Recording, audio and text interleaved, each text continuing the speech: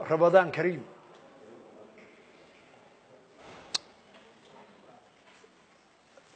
maanta waxaan soo ka yeernay idinku aad u mahadsan hawlaha qaranka oo haysaan faraha badan waxaan ku hadli doonaa laba qodob oo qura mid waa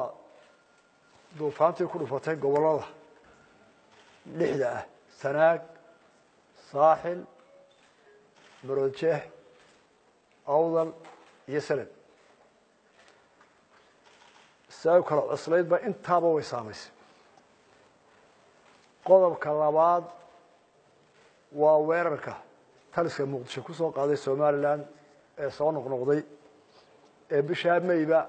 weerarka joogtada ay ku hayeen ciidamada qaranka Somaliland ta hore ee duufaanta horta ilaahay nagala galiye duufaantu waxay ka qabtay masaayibaha waaweyn ee dunida ka dhaca dalkeenu hore u lahaan jirin oo ka sheekay taariikhda duufaan inta la xoogaa leh waynu arki jiray duufaano waliba u badan inta bariga ee Indian Ocean ku beegan juqraafi ahaan ee geeska Afrika halka yar ay badda weyn la gasho laakiin badan cas oo bad yar ah inta badan duufaanadu laabka lama soo wareegi jirin cimilada adduunka isbedeshay awgeed sida sheegan culimada cimilada taqaana duufaantan waxay ka kacday oo ka bilaabantay meel dhow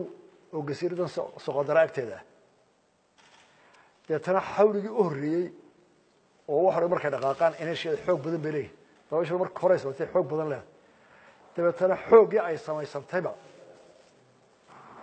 waxay u leexatay biqowrati la xagga badda cas iyadoo xoogeedu wata ay xeebaa ku soo dhuftay laas qoray ilaa loo yaacdo xoogeedu weyn wuxuu ku dhacay oo u maray istruugi meesha weeyay oo balaceedu ilaahay koobay hadii ay istruugaasi ballaaran lahayd badii magaalada koobay dadka ku dhacday iyadoo kooban baa wax martay dariiqa lughaya iyo koonfur wixii ugu beegan oo balaceeduna aan markaa ballaarnayn laakiin roobkii iyo dabayshii iyo biyihii dhacay iyo dhaxantii ayaa ilaa Djibouti ilaa iyo gaaray geeska loo badan khasaaraha imika Soomaaliland ka soo gaaray dadka dhintay waa 50 qof oo 49 qof Soomaaliland oo dhan 7 qof raqeer wax lama hayo dadkii waa qaaday badda ku dareen ay ku jiraan qoysas dhan deganaayo reeraade deganaa shamba caruusha jirkay ah dadka dhintay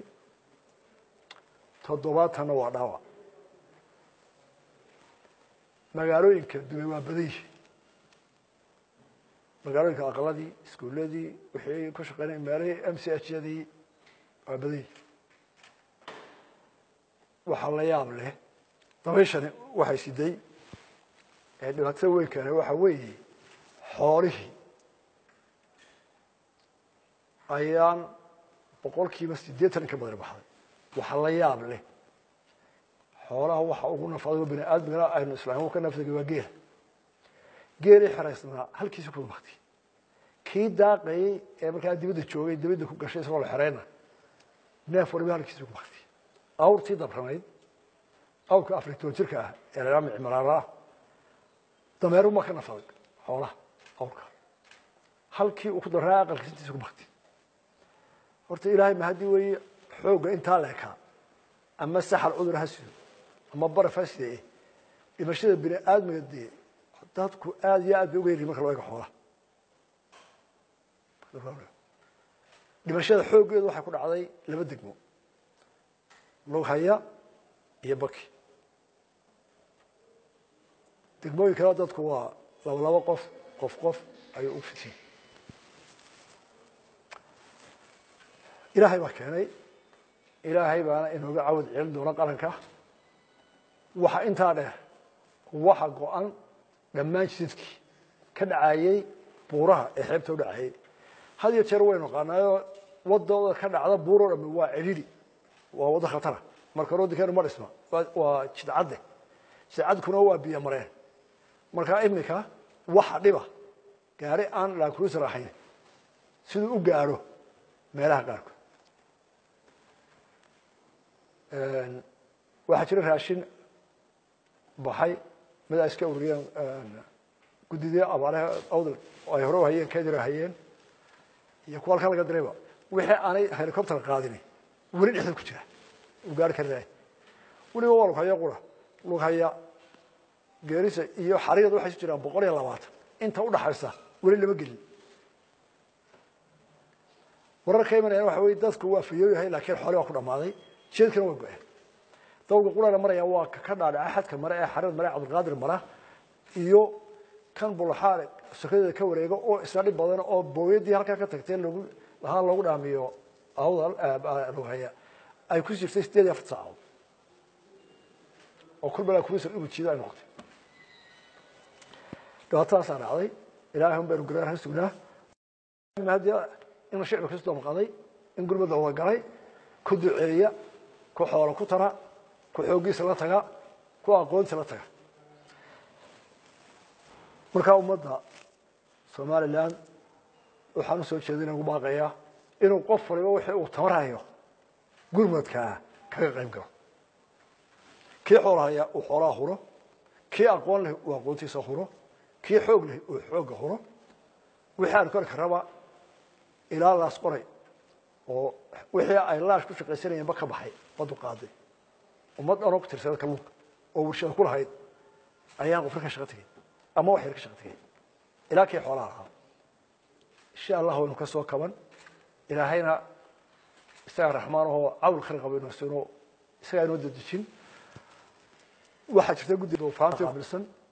oo dhowr wasaarad ka kooban waxay sameeyeen horrac dhibaatada intellectual evaluation-ka waxa imkana ay sameeyeen report caama si comprehensive oo nidaamsan waxa dhacay caalamka loo gaarsiyo inaguna ogaano hawshan oo qaybsanato aan isbuuqii dhaxyaaween gurmadkii horreeyay wuxuu naga soo gaaray Djibouti kii labaad wuxuu naga soo gaaray Imaaraadka Carabta caalamka kalena gurmadkoodu aad bay soo qaban qaabanayaan safarada way la soo hadleen hay'adaha hore way ordayaan hay'adaha qaarkood goobta way gaareen waxaan u tagay UNICEF hay'adda la yiraahdo way isqaybiyeen hay'aduhu si nidaamsan bay isu qaybiyeen oo qolo waxa loo qaybin kaariyo saaxil qaar sanaag qaar hargeysa barjeex gobol baa loo qaybiyay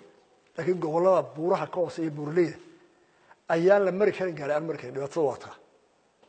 inaguna helicopter ma inaan yeelan insha Allah mustaqbalkuna heli doonaa taa waxaan ku soo koobayaa dhibaatada dhacdana oo intaas la eg tahay qarankana waxa la rabaa inuu gurmado siiba dadka caafimaadka yaqaan loo baahay xoolaha iyo dadka jaamacadaha isbitaalada kuwa private dadka badan haya maanta waa heer qaran gurmadka laga qayb galaya iyadoo la farin buuq isbitaal waliba shaqaalihiisa jaamacadda caafimaadkeeda wasiirka caafimaadka waxa hogaaminaya wasiirka caafimaadka waa la qorsheynayaa si loo gaari karo dadka xanaanada xoolaha iyo dhalinyarada xoogga ah sidii loo gubi lahaa xooli bakti oo jiifa meel biyo mareykanka oo hadduu roob kala oo biyo mareykanka ay qaado xoolaha baktiga dadku ku soo door biyaha cabid doona taanta saaka baxay gurmadu u baahnaa wadamada qof la meel ka saarska xirtaaro